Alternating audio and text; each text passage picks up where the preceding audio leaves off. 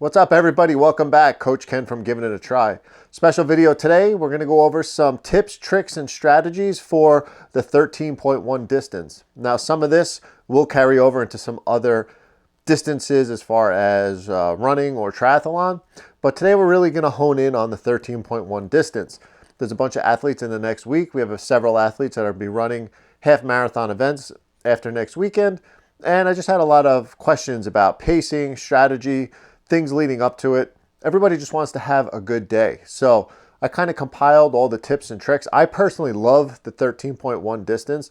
It's a distance for myself where when you hold a certain level of fitness, you're able to go out there and perform well at it. And the more of those events you do, you start to build some tips and tricks along the way. And I'm going to divulge some of that to you in this video. So where we stand with the 13.1 distance. We have to talk about the lead up to the race. Things to do leading up to it. You have to hydrate, you have to fuel days before, and you have to fuel into race day. You have to make sure that you're fully topped off, you've been eating well, your diet's good. Again, nothing new before race day.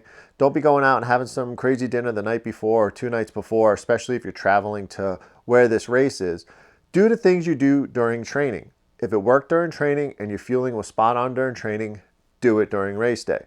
Don't just abandon ship because there's a certain product on course that you haven't tested yet and you don't want to carry your fuel with you. If you use a specific fuel, like myself, I bring it to my 13.1 events and typically use that specifically when I'm out there racing.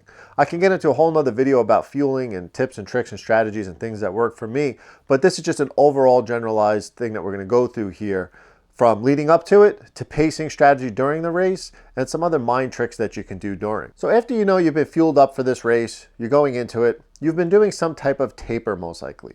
Now, when this is like highly controversial with people, they do it so many different ways, but really it's individualized per person.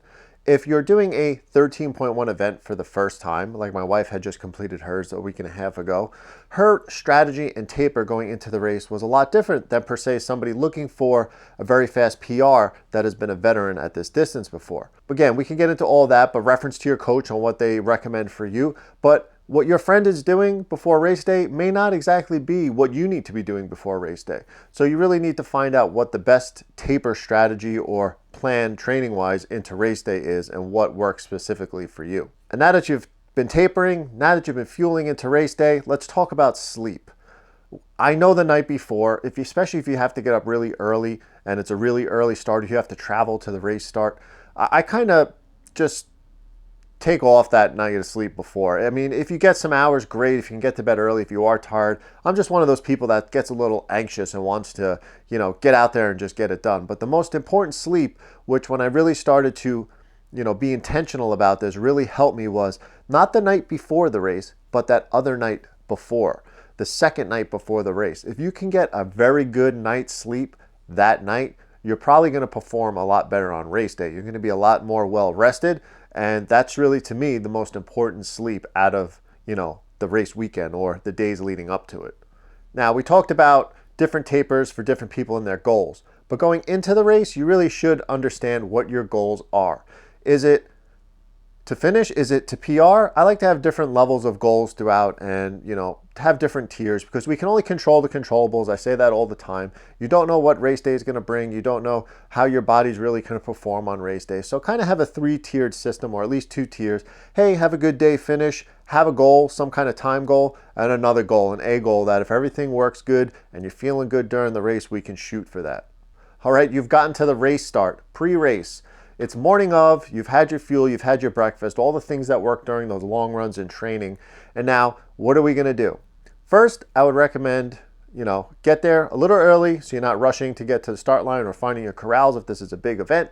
And then also do some type of warm-up. Even though this is a longer endurance event, you still need to warm the body up, especially on a cold day. Do some dynamic warm-ups. Try and hold the static stretching and all of that for after the race. But get the blood flowing to your muscles. Move in place. Do some jumping jacks. Do some leg swings, some arm circles. Get the body moving. Just jump around a little bit. Just try and prepare the mind-body link to be ready to start going once that gun goes off. And you're going to be nervous, and that's okay. you can tell at the beginning of a race, you're just getting, you're sitting there, the time's ticking, time's ticking. If you look at your watch, I guarantee you're going to have an elevated heart rate, especially a lot more than the mornings when you go out the door to just go for a 5 or an 8 mile run.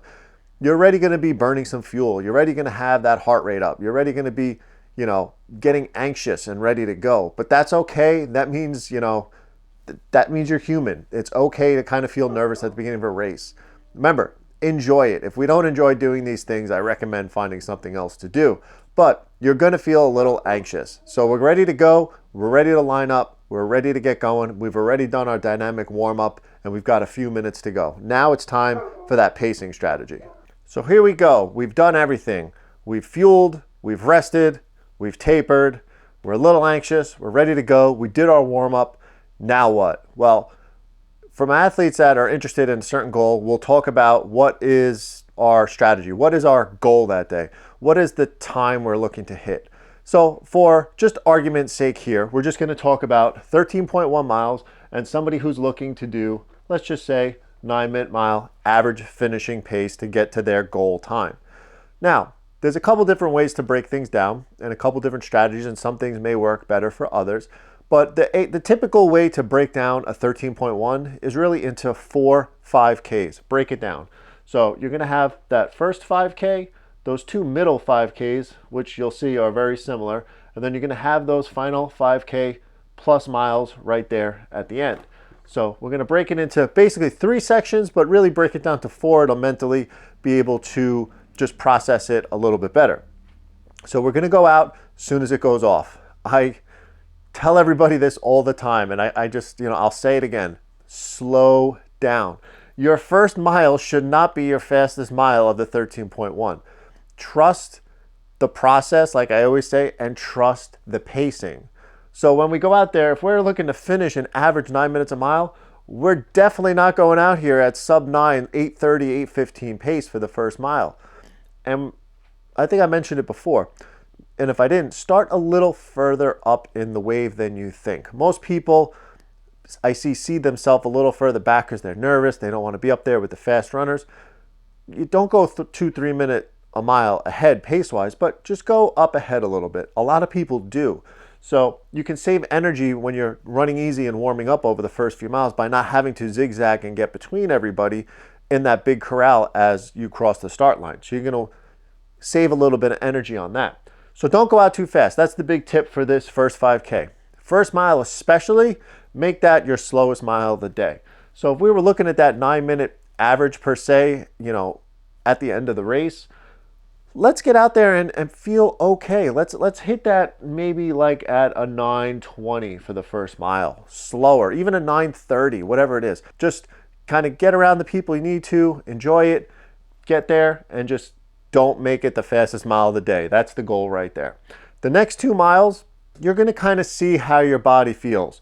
You're still not going to really be beating your goal pace for the day or getting right on top of it, but you want to start opening the legs up, especially as the blood starts flowing, the muscles start loosening, that fuel that you took before the race is starting to absorb, and we're going to wind up working our way closer to the 9-minute mile. So if you wind up clocking off some 9:10s right here, a little bit above that goal pace for the day, that's fine. We're now going to finish that 5K off and we're looking good.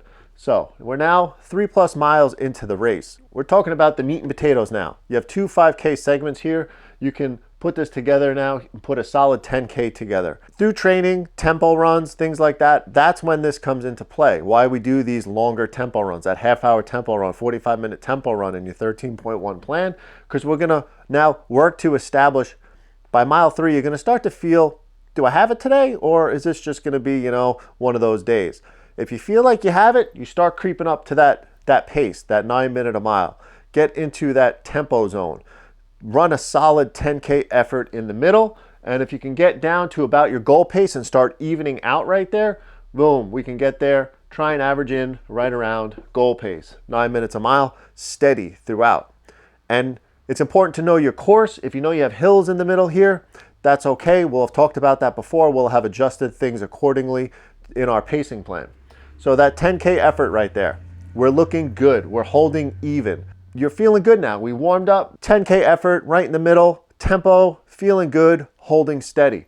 Now we get to that 10-mile mark right here, that's where the race starts. If you're looking at PR or you're looking to hit a specific time, that's when the race starts. You can kind of go back to a screen on your watch, kind of see what your average pace is for the day at that 10 mile. I don't really worry about it before that, and I see where are we at. If I'm at between 9 and 9:05 average a mile going into this last 5K and I'm feeling good, it's time to start pushing. Those first 2 miles in that 5K are going to start to push. We're going to probably get below our goal pace for that and feel really good for that mile 11 and 12.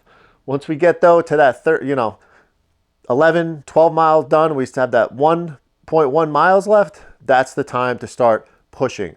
That's all that interval work and track work that you were doing during your plan or your 400, 800, 1200 meter repeats. Just think of it that way. If I can go around a track 4 times, that's how I look at it in my head. I got 4 times to go around a track at a decent clip, and I'm going to finish this race off strong.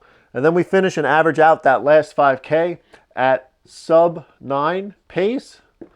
And then, you drain the tank right there if you're feeling good. This is what you trained for anyway. So if you were coming into this fresh and you were looking for that PR or a certain goal, that's when you're going to try and go and hit it. And then lo and behold, at the end of the day, hopefully we went sub 9 and had ourselves a wonderful day. Now, some tips, tricks, and strategies on how to come through right here, because, here, those demons of doubt, the mental capacity that you have during your running, that's something that also has to be learned. It's a strategy that once you're able to harness that mental body connection of, I can push through what's hurting right now, I can do hard things, and I can get this done, that's when you're going to start hitting your PRs race after race. It doesn't get easier as you get faster. As my times have increased, it's not that the running's become easier. It's just I'm pushing harder, I'm handling hard better, and I'm preparing my body to push a little harder for the next one. Some games I like to play on these 13.1, especially if I'm feeling good and I know, I need to push a little bit at the end, is find somebody just in front of you. Find that brightly colored shirt, somebody up there. Focus on that person. Stride for stride, just catch up. And now this isn't a race against that person. Race is you versus you. But it just gives you these little battles and takes your mind off the watch and the distance. You'll catch up to that person. If you see that person is kind of in the same boat as you, you're pushing, you're struggling, give them some encouragement. Hey, nice job, you're looking strong. Keep it up, we're almost there. Talk to the person. When you're out there encouraging, smiling, and having fun, even when it hurts, it doesn't hurt as much when you do that. Trust me, try it out. Even if you don't like talking to strangers, you're all there for one reason. You're out there putting miles in. So keep encouraging people, especially if you really do see somebody struggling that last mile or two. Just give them a nice shout as you're passing by. Nice job, keep it up, looking strong, and keep on going. They'll usually reciprocate. That gives you a little bit of fuel to the fire. People out there, if they're cheering on, make sure you give them a wave, a thank you for being out there. And then when you get to that finish line, that's it. Send it. Don't forget to smile. Don't forget to get that nice picture at the end. And, remember, don't turn your watch off right away when you pass the finish line. I've learned that recently. Enjoy yourself. Get the picture. Cross the line. Get away from the photographer. And then stop your watch. There's nothing worse than the finish line picture like this with your watch at the end. Like we talked about before, is knowing the course. We would talk before, especially if it's a technical course with a lot of hills or a lot of elevation, but there is one tip if it is a course that has a lot of turns, is run the tangent. What does that mean? You may have heard it before, but it's not cheating, it's not taking less of a distance, but if you have a course that winds around a lot, this is the road of the course, if you run the outside of every turn like this and get caught and you're just not paying attention, you'll actually start running further than the rest of the people. So as you're approaching, treat yourself like a race car going on a track. The reason why they take the inside turn is because it's faster. So if you want to see yourself out here, start making your way towards the inside and run closest to the inside turns of all the turns. Run yourself across the course to the inside of the turns. It's called running the tangent.